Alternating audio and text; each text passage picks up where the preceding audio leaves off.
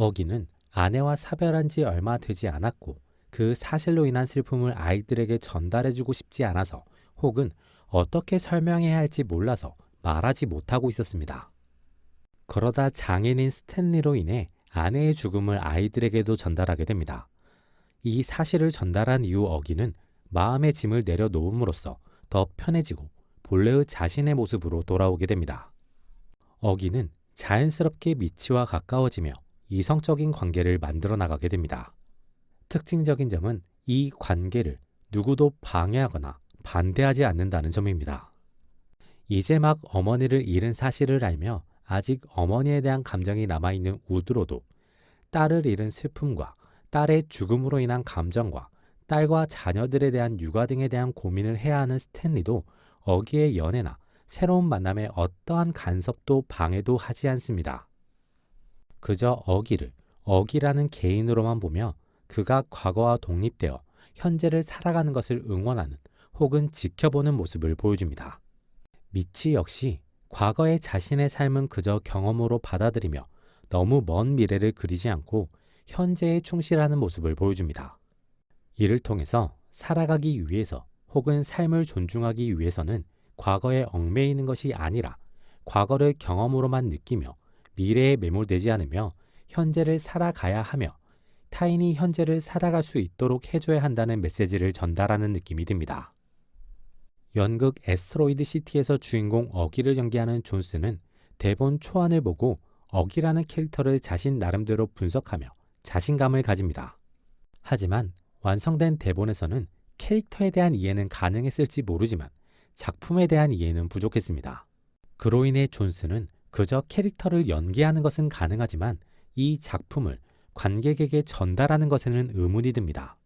이대로 극의 결말까지 연기를 하게 되면 자신이 제대로 알지도 못하고 자신이 멋대로 해석한 것일 수도 있으며 그로 인해 어쩌면 틀렸거나 잘못되었을지도 모르는 해석을 전달하게 된다는 두려움을 느끼게 됩니다.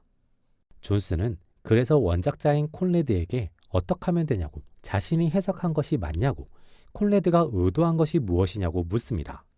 그런 존스에게 콘레드는 그저 잘하고 있다고 그대로만 하면 된다고 이야기해 줍니다. 특징적인 점은 콘레드 역시 본인이 모든 것을 의도하고 쓴 것이 아니라는 것입니다. 즉, 이 작품 자체와 작품이 전달하고자 하는 혹은 내재하고 있는 내용이나 감정이 완벽하지 않을 수 있고 그것들이 의도를 벗어나거나 의도하지 않은 것일 수 있음을 이야기합니다.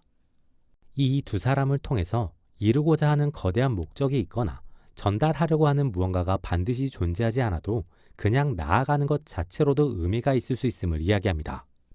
동시에 창작자의 의도를 통해 완벽하게 구현된 작품이 존재하지 않을 수 있다는 것과 연기를 하는 배우의 의도와 표현도 충분한 의미를 가지며 동시에 받아들이는 관객 각자의 감성이나 느낌도 의미가 있음을 보여줍니다.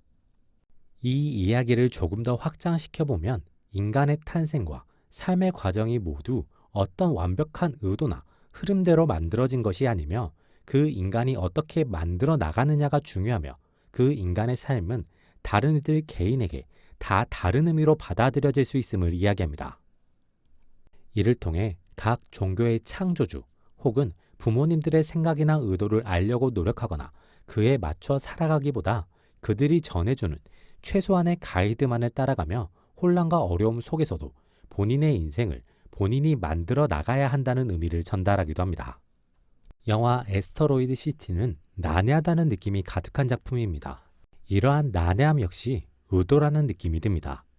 극에서 전달하고자 하는 내용 중 핵심은 현재를 살아갈 것입니다. 그 현재를 살아감에 있어서 우주, 종교, 신 등을 모두 다 알 필요는 없고 알려고 해도 알 수 없는 부분이 있으니 적당히 내려놓고 현실을 충실히 자신을 위해 살아가야 한다는 것입니다. 여기서 알려고 해도 알 수 없는 부분을 난해함으로 표현한 것일 수 있습니다. 영화 애스트로이드 시티가 난해함, 즉 알려고 해도 쉽게 알 수 없는 영화이지만 영화를 끝까지 보는 데는 아무런 지장이 없다는 것을 보여줍니다. 동시에 난해함에도 불구하고 각자가 어떤 메시지를 느꼈을 수도 있고 어떠한 가벼운 느낌이나 이미지만을 느꼈을 수도 있습니다. 이렇듯 완벽하거나 명확하지 않아도 된다는 것을 작품의 느낌과 캐릭터를 통해서 전달하는 느낌도 듭니다. 영화 애스터로이드 시티를 나름대로 평점해보자면 100점 만점에 75점으로 할 수 있겠습니다. 이 작품은 호불호가 갈릴 수 있는 작품입니다. 특별한 재미 요소보다는 명확하지 않음, 난해함이 있는 작품으로 끝까지 보는 데는 지장이 없지만 보고 난 뒤의 느낌이 큰 차이를 보일 수 있는 작품입니다. 개인적으로는 이 작품이 가진 난해함까지 하나의 의미로 다가왔고 자신의 현재를 살아가라는 메시지가 잘 전달되어서 인상적인 작품이었습니다. 다양한 장르와 분위기, 느낌을 좋아하는 사람, 색다른 혹은 개성 있는 작품을 선호하는 사람에게는 추천할 수 있는 작품입니다. 이번 영상은 여기까지입니다. 재밌게 보셨길 바라며 구독과 좋아요 부탁드립니다.